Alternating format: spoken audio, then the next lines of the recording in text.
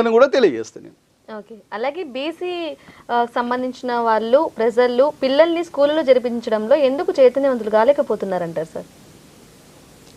ఇంట్లో చేర్పియడంలో స్కూళ్ళలో జాయిన్ చేపియడం ఎందుకు చేస్తారు? ఎవరన్నారు చాలా చేర్చలేదు? వరకు తక్కువ అక్షరాస్యత ఉంటుంది. లే అమ్మ, అది పోయింది, అది పోయిందంటారా? తప్పకుండా పోయింది. మీరు ఇప్పుడు మా అంబర్పేటలో ఒక ప్రభుత్వ స్కూలు కిషన్ రెడ్డి గారు ఎమ్మెల్యే అయిన తర్వాత మా సిపిఎల్లో ఒక స్కూల్ స్టార్ట్ చేసిండు, కట్టించండు బిల్డింగు. దాన్ని ఇప్పటికి కూడా కిషన్ రెడ్డి స్కూల్ అని పిలుస్తారు ప్రజలు. అందులో సీట్ దొరకాలంటే హైదరాబాద్ పబ్లిక్ స్కూల్లో సీట్ దొరికినంత కష్టం అవుతుంది. మా దగ్గరికి వచ్చి అన్న సీట్, ఎందుకంటే మంచి ఫెసిలిటీస్ ఉన్నాయి, మంచి ఎడ్యుకేషన్ నడుస్తుంది అడ. అంటే టీచర్లు దాన్ని, ఎందుకంటే దాన్ని కిషన్ రెడ్డి గారు బాగా దాని వెంట వెంబడి ఉండి దాన్ని సెట్ చేసిండు. అక్కడ 2 స్కూల్, అంటే ఇప్పుడు కూడా మా అంబర్పేటలో కిషన్ రెడ్డి గారు ఎమ్మెల్యే అయిన తర్వాత చాలా ప్రభుత్వ స్కూల్ కట్టించాడు.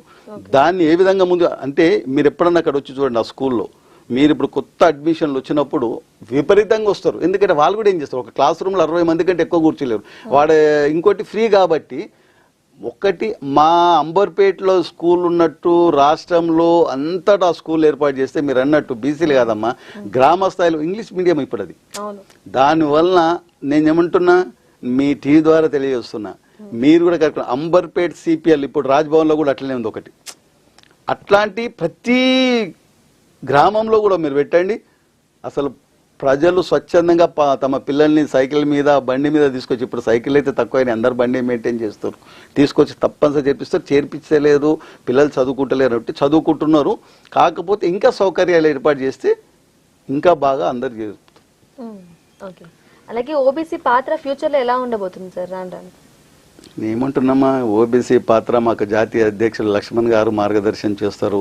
ఆయన జాతీయ స్థాయిలో ఎలా ఓబీసీ అధ్యక్షునిగా దేశంలో అన్ని రాష్ట్రాలలో ఓబీసీ మోర్చాని బలోపేతం చేసిండు. దాని ఫలితాలు కూడా వచ్చినాయి. 27 మంది కేంద్ర మంత్రులు ఇలా మాకు ఓబీసీ మంత్రులు కేంద్రంలో మంత్రులుగా ఉన్నారు. చాలా రాష్ట్రంలో మా ఓబీసీలో పనిచేసిన వ్యక్తులు మంత్రులు అయ్యారు. మొన్ననే ఒక ఆయన ముఖ్యమంత్రి కూడా అయ్యాడు.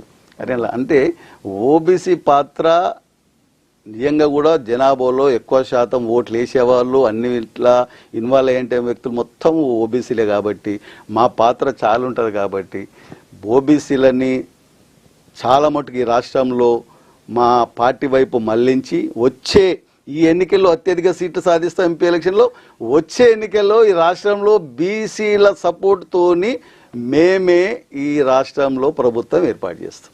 ఓకే, ఇంతవరకు రాజకీయం చెప్పారు సార్. ఇప్పుడు మీ వ్యక్తిగతంగా అడుగుతున్నాను, చెప్పండి, ఎందుకు ఈ రంగాన్ని ఎంచుకున్నారు మీరు? అంటే అమ్మ, ఈ రంగం అంటే రంగం ఏం లేదు. చిన్నప్పుడు నేను గట్కేసర్లా చదువుకుంటుండేది. మర్రి చెన్నారెడ్డి గారు ఒక అంబాసిడర్ కారులో ఒక కట్టె పట్టుకొని ఎలక్షన్లో ప్రచారానికి వచ్చిండు. నేను అప్పుడు